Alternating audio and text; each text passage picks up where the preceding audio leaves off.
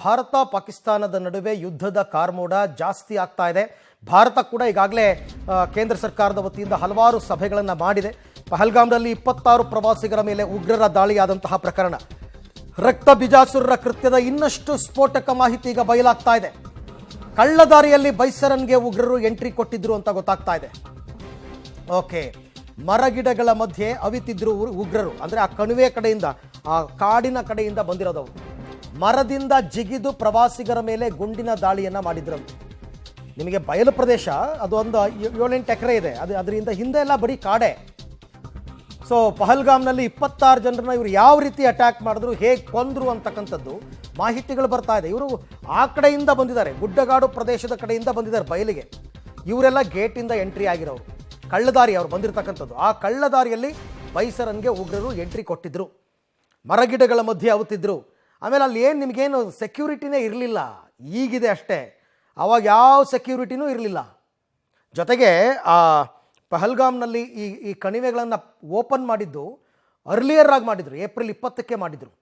ಅದು actually June ಜುಲೈಯಲ್ಲಿ Amarnath ಯಾತ್ರೆ ಶುರು ಆಗುತ್ತಲ್ಲ, ಆವಾಗ ಮಾಡಬೇಕು. ಅದು ಕೇಂದ್ರ ಸರ್ಕಾರಕ್ಕೆ ರಾಜ್ಯ ಸರ್ಕಾರ ಮಾಹಿತಿನೇ ಕೊಟ್ಟಿಲ್ಲ, ಸಮನ್ವಯತೆಯ ಕೊರತೆ. ಹಾಗಾಗಿ ಅಲ್ಲಿ ಯಾರನ್ನೂ ಕೂಡ ರಕ್ಷಣೆಗೆ ಅಂತ ನಿಯೋಜನೆ ಮಾಡಿರಲಿಲ್ಲ. ಆ ಟೈಮ್ ಗೊತ್ತಾಗಿದೆ ಅವರಿಗೆ. ಅದಕ್ಕೆ ಹೇಳಿದ್ದು, ಮಾಹಿತಿಗಳ ಸೋರಿಕೆ ಉಗ್ರರಿಗೆ ಚೆನ್ನಾಗಾಗಿದೆ. ಆ ಎಲ್ಲ ಮಾಹಿತಿಗಳನ್ನು ಕಲೆಕ್ಟ್ ಮಾಡಿ ಇದೇ ರೈಟ್ ಟೈಮ್ ಅಂತ ಹೇಳ್ಬಿಟ್ಟು ಹೊಡೆದಿದ್ದಾರೆ ಅವರು. ಅದರ್ವೈಸ್ ಈ ಕಣಿವೆ ಪ್ರದೇಶವನ್ನು ಓಪನ್ ಮಾಡಿದಾಗ ಇಲ್ಲಿ ಮಿಲಿಟ್ರಿ ಅವರು ಗಸ್ಟ್ ತಿರುಗ್ತಾನೆ ಇರ್ತಾರೆ. 1 ಗಂಟೆ ಆದರೂ ಸ್ಥಳಕ್ಕೆ ಯಾರೂ ಬರೋಕ್ಕಾಗಿಲ್ಲ ನೋಡಿ. ಇವರು ಅಟ್ಯಾಕ್ ಮಾಡಿ 1 ಗಂಟೆ ಆದರೂ ಸ್ಥಳಕ್ಕೆ ಯಾರೂ ಬರೋಕ್ಕಾಗಿಲ್ಲ. ಅದಕ್ಕೆ ಮಾಹಿತಿಯ ಸೋರಿಕೆಯಾಗಿರೋದು. ಎಲ್ಲ ಗೊತ್ತಿತ್ತು ಅವರಿಗೆ, ಪ್ರತಿಯೊಂದು ವಿಚಾರನೂ ಗೊತ್ತಿತ್ತು.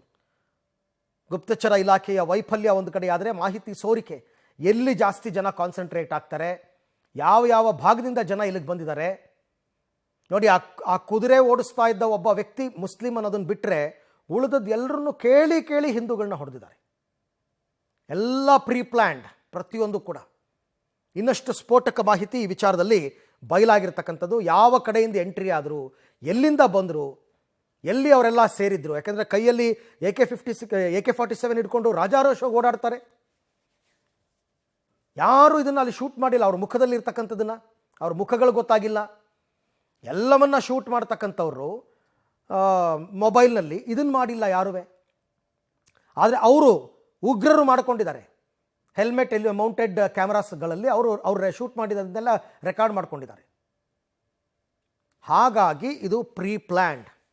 ಮರಗಿಡಗಳ ಮಧ್ಯೆ ಅವಿತು ಕುಳಿತಿದ್ರು ಉಗ್ರರು, ಅಲ್ಲಿಂದನೇ ಬಂದು ಅಟ್ಯಾಕ್ ಮಾಡೋದು. ಈ ಬಯಲು ಪ್ರದೇಶ ನೀವು ನೋಡ್ತಾ ಇದ್ದೀರಲ್ಲ, ಈ ಬಯಲು ಪ್ರದೇಶದ ಹಿಂದೆ ನೋಡಿ, ನಿಮಗೆ ಮರಗಳು ಕಾಣ್ತಾ ಇದೆಯಲ್ಲ, ಅದು ಕಾಡು, ದಟ್ಟ ಕಾಡು. ಆಮೇಲೆ ಗಗನಚುಂಬಿ ಪರ್ವತಗಳು. ಅಲ್ಲಿ ಅಡಿಗೆ ಕೂತಿದ್ರೆ ಯಾವನಿಗೆ ಗೊತ್ತಿರುತ್ತೆ. ಈ ಎಲ್ಲ ವಿಚಾರಕ್ಕೆ ಸಂಬಂಧಪಟ್ಟಂತೆ ಮತ್ತಷ್ಟು ಮಾಹಿತಿ ನನ್ನ ಕೊಲೀಗ್ ಶಬೀರ್ ಅವರಿಂದ ಪಡ್ಕೊಳ್ಳೋಣ. ಶಬೀರ್, ಘಟನೆ ನಡೆದ ದಿನ ಉಗ್ರರು ಎಲ್ಲಿದ್ದರು, ಯಾವ ಕಡೆಯಿಂದ ಬಂದಿದ್ರು, ಎಲ್ಲಿ ಅವಿತು ಕುಳಿತಿದ್ರು, ಅವರ ಪ್ರೀ ಪ್ಲ್ಯಾನ್ ಹೇಗಿತ್ತು, ಇದಕ್ಕೆ ಸಂಬಂಧಪಟ್ಟಂತೆಲ್ಲ ಈಗ ಏನೆಲ್ಲ ಮಾಹಿತಿಗಳು ಸಿಗ್ತಾ ಇದೆ ಅಂತ? ಅರವಿಂದ್, ಸಾಕಷ್ಟು ಬೆಳವಣಿಗೆಗಳಾಗ್ತಾ ಇದಾವೆ. ಮತ್ತೆ ಭಯೋತ್ಪಾದಕರು ಹೇಗೆ ಬಂದ್ರು ಅನ್ನೋದಕ್ಕೆ ಸಂಬಂಧಪಟ್ಟಂತೆ ಈಗ ತನಿಖೆಗಳು ಕೂಡ ಆರಂಭ ಆಗ್ತಾ ಇದಾವೆ. ಮೊನ್ನೆ ಅಷ್ಟೇ ನಾವು ಗಮನಿಸಿದ್ವಿ, ಸೇನಾ ಮುಖ್ಯಸ್ಥ ಉಪೇಂದ್ರ ದ್ವಿವೇದಿ ಅವರು ಬಂದು ಸ್ಥಳ ಪರಿಶೀಲನೆಯನ್ನ ಕೂಡ ಮಾಡುವಂತ ಕೆಲಸವನ್ನ ಮಾಡಿದ್ರು. ಬೈಸಿರನ್ ವ್ಯಾಲಿಗೆ ಕೂಡ ಅವರು ಭೇಟಿಯನ್ನ ಕೊಟ್ಟಿದ್ರು. ಈ ಸಂದರ್ಭದಲ್ಲಿ ಅವರು ಬಂದು ಹೇಗೆ ಅಟ್ಯಾಕ್ ಮಾಡಿರ್ಬೋದು ಅನ್ನೋದಕ್ಕೆ ಸಂಬಂಧಪಟ್ಟಂತೆ ಒಂದಿಷ್ಟು ಮಾಹಿತಿಯನ್ನ ಕಲೆ ಹಾಕುವಂತ ಕೆಲಸವನ್ನ ಕೂಡ ಮಾಡಿದ್ರು. ಈಗ ಅದರ ಮೇಲೆ ಈಗ ವರ್ಕೌಟ್ ಕೂಡ ಮಾಡ್ತಾ ಇರುವಂತದ್ದು, ಸರ್ಚ್ ಆಪರೇಷನ್ಗಳು ಕೂಡ ನಡೀತಾ ಇರುವಂತದ್ದು. ಯಾಕೆಂದ್ರೆ ಬಂದ ದಾರಿಯಲ್ಲೇ ಮತ್ತೆ ವಾಪಸ್ ಹೋಗಿ ಪರ್ವತಗಳಲ್ಲಿ ಅಡುಗಿ ಕುಳಿತಿರುವಂತಹ ಸಾಧ್ಯತೆಗಳು ಕೂಡ ಇರ್ತವೆ. ಸೊ ಹೀಗಾಗಿ ಈ ರೀತಿಯಾದಂತಹ ಪ್ರಕ್ರಿಯೆಗಳು, ಅಂದ್ರೆ ಈ ಆಯಾಮದಲ್ಲೂ ಕೂಡ ತನಿಖೆಯನ್ನ ಮಾಡುವಂತ ಕೆಲಸವನ್ನ ಕೂಡ ಈಗ ಮಾಡ್ತಾ ಇರುವಂತದ್ದು. ಮುಖ್ಯವಾಗಿ ಈಗ ಅವರು ಪರ್ವತಗಳಲ್ಲಿ ಅಡಿಗೆ ಕುಳಿತಿರುವಂತಹ ಸಾಧ್ಯತೆಗಳೇ ಹೆಚ್ಚು ಅನ್ನುವಂತ ಮಾಹಿತಿಗಳು ಬರ್ತಾ ಇದಾವೆ. ಯಾಕೆಂದ್ರೆ ಒಂದು ದಾಳಿಗೆ ಪ್ಲಾನ್ ಮಾಡುವಂತ ಸಂದರ್ಭದಲ್ಲಿ ಅವರು ಬೆಟ್ಟ ಗುಡ್ಡಗಳಲ್ಲಿ ಅಡಿಗೆ ಕುಳಿತಿರ್ತಾರೆ. ಸರಿಯಾದ ಸಮಯವನ್ನ ನೋಡಿಕೊಂಡು ದಾಳಿಯನ್ನ ಮಾಡಿ ಮತ್ತೆ ವಾಪಸ್ ಅಲ್ಲೇ ತಲೆಮರೆಸಿಕೊಂಡಿರುವಂತಹ ಸಾಧ್ಯತೆಗಳು ಕೂಡ ಇರ್ತವೆ. ಹೀಗಾಗಿ ಕಳೆದ 3 ದಿನಗಳಿಂದಲೂ ಕೂಡ ಪಹಲ್ಗಾಮ್ ಮತ್ತೆ ಸುತ್ತಮುತ್ತಲಿನ ಅರಣ್ಯ ಪ್ರದೇಶ ಏನಿದೆ, ಜೊತೆಗೆ ಈ ಬೈಸರನ್ ವ್ಯಾಲಿಯ ಸುತ್ತಮುತ್ತಲಿನ ಪ್ರದೇಶದಲ್ಲೂ ಕೂಡ ಕಾಡುಗಳೇನಿದಾವೆ, ಅಲ್ಲೂ ಕೂಡ ಸರ್ಚ್ ಆಪರೇಷನ್ ಗಳನ್ನ ನಿರಂತರವಾಗಿ ನಡೆಸುವಂತ ಕೆಲಸವನ್ನ ಮಾಡಲಾಗ್ತಾ ಇರುವಂತದ್ದು. ತಲೆಮರೆಸಿಕೊಂಡವರು ಸಿಗ್ತಾರ ಅನ್ನುವಂತ ನಿಟ್ಟಿನಲ್ಲಿ ಹುಡುಕಾಡುವಂತ ಕೆಲಸಗಳು ಕೂಡ ಈಗ ಮುಂದುವರೆದಿದ್ದಾವೆ. ಶಬೀರ್, ಈಗ ಸಾಮಾನ್ಯವಾಗಿ ಅಲ್ಲಿರ್ತಕ್ಕಂಥ ಸ್ಥಳೀಯರಿಗೆ ಗೊತ್ತಿರುತ್ತೆ ಯಾರು ಬಂದಿದ್ರು, ಯಾರು ಅಟ್ಯಾಕ್ ಮಾಡಿದ್ರು ಅಂತ. ಲೋಕಲೈಟ್ಸ್ ಅವರೆಲ್ಲ ಈ ಲೋಕಲೈಟ್ಸೇ ತುಂಬ ದೊಡ್ಡ ಇನ್ಫಾರ್ಮರ್ಸ್ ಸೈನ್ಯದವರಿಗೆ. ಏನಾದರೂ ಲೀಡ್ ಸಿಕ್ಕಿದೆಯಾ? ಈ ದಾಳಿಯಲ್ಲಿ ಇದ್ದಂಥವ್ರು ಎಲ್ಲಿಯವರು, ಏನು ಎತ್ತ ಅಂತ ಇಬ್ಬರ ಬಗ್ಗೆ ಗೊತ್ತಾಗಿದೆ, ಉಳಿದವ್ರ ಬಗ್ಗೆ ಏನು ಮಾಹಿತಿ ಗೊತ್ತಾಗಿಲ್ವಲ್ಲ ಅಂತ. ಅರವಿಂದ್, 5ರಿಂದ 7 ಜನದ ಗುಂಪು ಬಂದು ಈ ದಾಳಿಯನ್ನ ಮಾಡಿರ್ಬೋದು ಅನ್ನುವಂತ ಅನುಮಾನಗಳನ್ನ ಈಗ ಭದ್ರತಾ ರಕ್ಷಣಾ ಮೂಲಗಳು ಹೇಳ್ತಾ ಇರುವಂತದ್ದು. ಅದರಲ್ಲಿ ಇಬ್ರು ಸ್ಥಳೀಯರು, ಅನಂತನಾಗ್ ಮೂಲದವರು ಅನ್ನುವಂಥದ್ದು ಕೂಡ ಗೊತ್ತಾಗಿದೆ. ಅವ್ರನ್ನ ಫೈಂಡ್ ಔಟ್ ಮಾಡಿದ್ದಾರೆ, ಮತ್ತೆ ಅವರ ಮನೆಗಳನ್ನ ಕೂಡ ಧ್ವಂಸ ಮಾಡುವಂತ ಕೆಲಸವನ್ನ ಮಾಡಲಾಗಿದೆ. ಬಾಕಿ 5 ಯಾರು ಅನ್ನೋ ಮತ್ತೆ ಅವರ ಮೂಲ ಏನು ಅನ್ನುವಂಥದ್ದನ್ನ ಪತ್ತೆ ಹಚ್ಚುವಂತ ಕೆಲಸವನ್ನ ಕೂಡ ಮಾಡಲಾಗಿರುವಂತದ್ದು. ಮೊನ್ನೆ ಸಂತ್ರಸ್ತರು ಏನಿದ್ರು, ಅವ್ರ ಕುಟುಂಬಸ್ಥರು ಕೊಟ್ಟಂತ ಮಾಹಿತಿ ಆಧಾರದ ಮೇಲೆ ರೇಖಾಚಿತ್ರಗಳನ್ನ ಕೂಡ ಬಿಡಿಸಿ ಬಿಡುಗಡೆ ಮಾಡುವಂತ ಕೆಲಸವನ್ನ ಕೂಡ ಮಾಡಲಾಗಿರುವಂತದ್ದು. ಪ್ರಾಥಮಿಕ ತನಿಖೆಯಲ್ಲಿ ಪಾಕಿಸ್ತಾನದ ಮೂಲದ ಭಯೋತ್ಪಾದಕರು ಅನ್ನುವಂಥದ್ದು ಈಗ ಗೊತ್ತಾಗ್ತಾ ಇದೆ. ಯಾಕಂದ್ರೆ ರಕ್ಷಣಾ ಮೂಲಗಳಲ್ಲೂ ಕೂಡ ಅವರ ಟ್ರ್ಯಾಕ್ ಹಿಸ್ಟ್ರಿಯನ್ನ ಮಾಡ್ಲಾಗ್ತಾ ಇರುತ್ತೆ. ಯಾರ್ಯಾರು ಭಯೋತ್ಪಾದಕರ ಲಿಸ್ಟ್ ನಲ್ಲಿ ಇದ್ದಾರೆ ಅನ್ನುವಂಥದ್ದನ್ನ ಕೂಡ ಲಿಸ್ಟ್ ಮಾಡ್ಲಾಗಿರುತ್ತೆ. ಸೊ ಸಂತ್ರಸ್ತರು ಹೇಳಿರುವಂತ ಮಾಹಿತಿಗಳಿಗೂ ಆ ಲಿಸ್ಟ್ ನಲ್ಲಿ ಇರುವಂತ ವ್ಯಕ್ತಿಗಳಿಗೂ ಕೂಡ ಹೋಲಿಕೆ ಆಗ್ತಾ ಇರುವಂತ ಹಿನ್ನೆಲೆಯಲ್ಲಿ ಇವರೇ ಮಾಡಿರಬಹುದು ಅನ್ನುವಂತ ನಿಟ್ಟಿನಲ್ಲಿ ಈಗ ಒಂದು ಶಂಕೆಯನ್ನ ವ್ಯಕ್ತಪಡಿಸಿದ್ದಾರೆ. ಆದ್ರೆ ಈ ಮಾಹಿತಿ ನಿರ್ದಿಷ್ಟವಲ್ಲ. ಈ ಆಯಾಮದಲ್ಲಿ ಈಗ ತನಿಖೆಗಳನ್ನ ಮುಂದುವರಿಸುವಂತ ಕೆಲಸವನ್ನ ಕೂಡ ಮಾಡ್ಲಾಗ್ತಾ ಇರುವಂತದ್ದು. ಈಗ ನೀವು ಹೇಳಿದಾಗೆ ಸ್ಥಳೀಯರಿಗೂ ಕೂಡ ಒಂದಿಷ್ಟು ಮಾಹಿತಿಗಳು ಕೂಡ ಇರ್ತವೆ. ಕೆಲವೊಮ್ಮೆ ರಕ್ಷಣಾ ಮೂಲಗಳಿಗೆ ಅವರು ಕೂಡ ಕೊಡ್ತಾ ಇರ್ತಾರೆ. ಈಗ ಬೈಸರನ್ ವ್ಯಾಲಿಯ ಸುತ್ತಮುತ್ತ ಇರುವಂತಹ ಸಣ್ಣ ಪುಟ್ಟ ಗ್ರಾಮಗಳಲ್ಲೂ ಕೂಡ ಕೆಲವೊಂದಿಷ್ಟು ಜನರನ್ನ ವಶಕ್ಕೆ ತೆಗೆದುಕೊಂಡು ಅವರನ್ನ ವಿಚಾರಣೆಗೆ ಒಳಪಡಿಸುವಂತ ಕೆಲಸವನ್ನ ಮಾಡಲಾಗ್ತಾ ಇದೆ.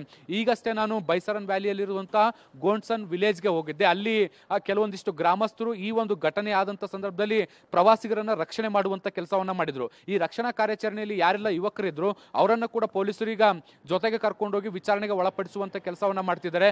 ಅವತ್ತು ಘಟನೆ ಹೇಗಾಯ್ತು, ನೀವು ಆ ದೃಶ್ಯಗಳನ್ನ ನೋಡಿದ್ರ, ಮತ್ತೆ ಎಷ್ಟು ಜನ ಇದ್ರು, ಹೇಗೆ ಏನು ಎತ್ತ ಅನ್ನೋದಕ್ಕೆ ಸಂಬಂಧಪಟ್ಟಂತೆ ಅವರಿಂದಲೂ ಕೂಡ ಮಾಹಿತಿಯನ್ನ ಕಲೆ ಹಾಕ್ತಾ ಇದ್ದಾರೆ. ಇದ್ರ ಜೊತೆಗೆ ಪೆಹಲ್ಗಾಮ್, ಅನಂತನಾಗ್ ಸೇರಿದಂತೆ ಬೇರೆ ಬೇರೆ ಭಾಗಗಳಲ್ಲಿ 200ಕ್ಕೂ ಹೆಚ್ಚು ಜನರನ್ನ ವಶಕ್ಕೆ ತೆಗೆದುಕೊಂಡು ವಿಚಾರಣೆಯನ್ನ ಮಾಡಿ ಬಿಟ್ಟು ಕಳಿಸುವಂತ ಕೆಲಸಗಳು ಕೂಡ ಆಗಿದ್ದಾವೆ. ಅನುಮಾನಾಸ್ಪದ ವ್ಯಕ್ತಿಗಳ ಜೊತೆಗೆ ಮಾಹಿತಿದಾರರಿಂದಲೂ ಕೂಡ ಈಗ ಮಾಹಿತಿಯನ್ನ, ಇನ್ಫಾರ್ಮೇಶನ್ ಅನ್ನ ಸಂಗ್ರಹ ಮಾಡುವಂತ ಕೆಲಸಗಳು ಕೂಡ ನಡೀತಾ ಇದ್ದಾವೆ. ಒಂದು ಕಡೆಗೆ ಸರ್ಚ್ ಆಪರೇಷನ್ ನಡೀತಾ ಇದ್ರೆ, ಮತ್ತೊಂದು ಕಡೆ ಈ ಭಯೋತ್ಪಾದಕರ ಮೂಲ ಯಾವುದು ಅನ್ನುವಂತ ಪತ್ತೆ ಹಚ್ಚುವಂತ ಕೆಲಸಗಳು ಕೂಡ ನಿರಂತರವಾಗಿ ನಡೀತಾ ಇದೆ. ಅರವಿಂದ್, ರೈಟ್, ಥ್ಯಾಂಕ್ ಯು ತಮ್ಮೆಲ್ಲ ಮಾಹಿತಿಗೆ ಶಬೀರ್, ಧನ್ಯವಾದ. ಹಲವಾರು ರೀತಿಯಲ್ಲಿ ಸೈನ್ಯದವರು ಈ ಉಗ್ರರನ್ನ ಪತ್ತೆ ಹಚ್ಚುವ ಕೆಲಸಗಳನ್ನು ಅವ್ರದ್ದೇ ಆದ ರೀತಿಯಲ್ಲಿ ಮಾಡ್ತಾ ಇದ್ದಾರೆ. ಆ ಯಶಸ್ಸು ಕೂಡ ಸದ್ಯದಲ್ಲೇ ಅವರಿಗೆ ಸಿಗುತ್ತೆ ಅನ್ನೋ ಲೆಕ್ಕಾಚಾರ ಇದೆ.